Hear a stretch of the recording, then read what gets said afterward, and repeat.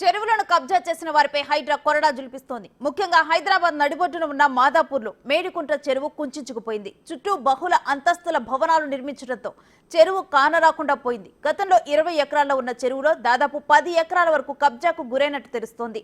దీంతో చెరువును కాపాడాలనే డిమాండ్ ప్రధానంగా వినిపిస్తోంది. దీనిపై మరింత సమాచారాన్ని మా ప్రతినిధి సైదులు అందిస్తారు. హైదరాబాద్లోని అక్రమ నిర్మాణాలపైన హైడ్రా దూకుడు పెంచింది. ముఖ్యంగా చెరువు భూములను ఎవరైతే కబ్జా చేస్తున్నారో వారిపైన కన్నెర్ర చేస్తుంది హైడ్రా. మనం మాదాపూర్లోని 100 ఫీట్ రోడ్లో ఉన్నాం. ఇక్కడ మేడికుంట చెరువు ఏదైతే ఉందో చూస్తున్నాం మనం విజువల్స్లో. మేడికుంట గుట్టల బేగంపేట్ విలేజ్, షేర్లింగంపల్లి మండలం, రంగారెడ్డి డిస్టిక్. ఇది మొత్తం 25 ఎకరాలు ఉన్నటువంటి ఈ మేడికుంట చెరువు దాదాపుగా మొత్తం కబ్జాకి గురైనట్టుగా మనకి స్పష్టంగా అర్థమవుతుంది. ఎందుకంటే చుట్టుపక్కల అంతటిని కూడా ఈ చెరువుని మెల్లమెల్లగా మొత్తం మట్టి పోసి నింపేసి పూర్తిగా కబ్జా గురి కావడం జరిగింది. ఇప్పటికే దాదాపుగా 10 ఎకరాల వరకు కూడా ఈ మేడికుంట చెరువు కబ్జాకు గురైనట్టుగా కూడా తెలుస్తుంది. సో దీనిపైన ఎవరైతే కబ్జాదారులు ఉన్నారో కబ్జాదారులపైన ఖచ్చితంగా కఠినంగా చర్యలు తీసుకోవాలని చెప్పేసి కూడా ప్రధానంగా డిమాండ్ అనిపిస్తుంది.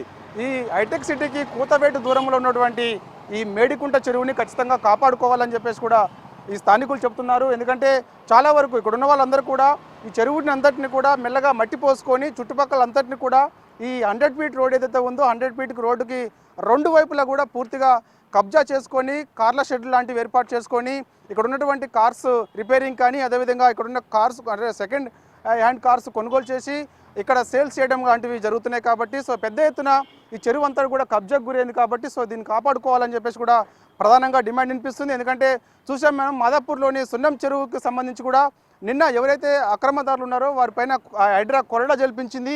సో చుట్టుపక్కల నిర్మాణాలను కూడా కూల్చేసింది. సో ఇక దీనిపైన కూడా మేడికుంట చెరువుని కూడా కాపాడుకోవాలని చెప్పేసి కూడా పెద్ద ఎత్తున డిమాండ్ ఎక్కువగా వినిపిస్తుంది. కాబట్టి సో వాస్తవంగా ఈ మేడికుంట చెరువుకి అదేవిధంగా వక్స్కి సంబంధించి వక్స్ బోర్డు ఏదైతే ఉందో పక్కన ఈ మేడికుంట పక్కన ఆనుకొని 100 మీటర్స్ దూరంలో ఒక పెద్ద మసీద్ ఉంది. కాబట్టి ఆ మసీద్కి ఈ చెరువుకి మధ్య గత కొన్ని రోజులుగా కూడా వివాదం నడుస్తుంది. అది కోర్టులో ఉంది. కాబట్టి సో దాంతో ఇప్పటికే ఇక్కడ ఉన్నటువంటి అందరు కబ్జాదారులు ఎవరైతే ఉన్నారో మెల్లమెల్లగా ఈ వివాదంలో ఉన్నటువంటి ఈ చెరువుని 15 ఎకరాల వరకు కూడా పూర్తిగా కబ్జాకు గురైంది. ఇది చుట్టుపక్కల అంతటిని కూడా మొత్తం నిర్మాణాలను కూడా పెద్ద ఎత్తున అంటే ఇటు ఒకవైపు ఎఫ్టీఎల్లోనే పెద్ద ఎత్తున నిర్మాణాలు చేపట్టడం, మరోవైపు బఫర్ జోన్లో ఉన్నటువంటి కనీసం ఆ నిబంధనలకు విరుద్ధంగా బఫర్ జోన్లో నిర్మించకూడదని చెప్పేసి తెలిసి కూడా పెద్ద ఎత్తున నిర్మాణాలు చేపట్టడంతో ఖచ్చితంగా వీటన్నిటిపైన చర్యలు తీసుకోవాలని చెప్పేసి కూడా ప్రధానంగా డిమాండ్ వినిపిస్తుంది.